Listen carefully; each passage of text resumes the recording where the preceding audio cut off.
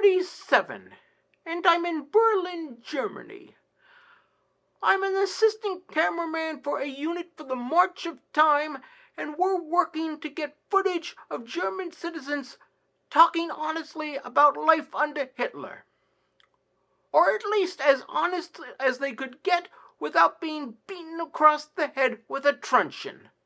Anyway, one night I walk into this hole-in-the-wall bar for a quick beer, and I find myself sitting next to this thickly muscular redhead.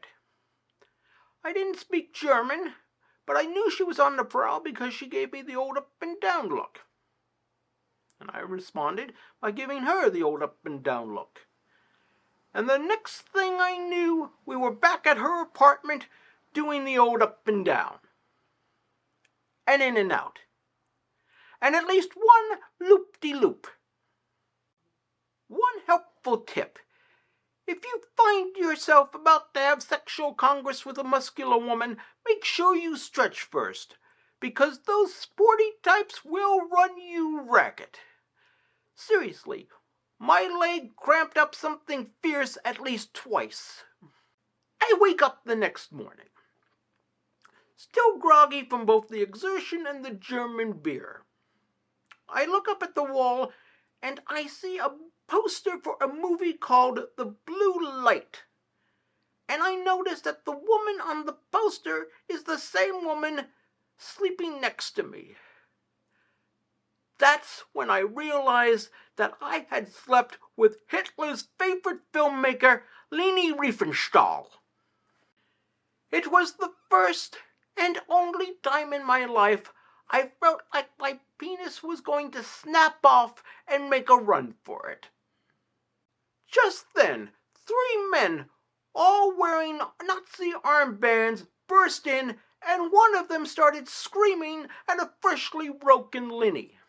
They then started arguing in German, and even though I didn't speak German, I'd seen enough angry boyfriends in my life to kind of catch the gist of it. Finally, one of the other men looked at me and asked me in broken English what my name was, and I said, Marty Lydecker. At which point Leni let out a scream, started pointing at me and yelled, Juden! Juden! Now, I could have taken the time to explain that Lydecker was a Dutch name. But when you're in a room filled with Nazis and one of them starts screaming Juden, the last thing you want to do is get into an involved conversation about the etymology of names.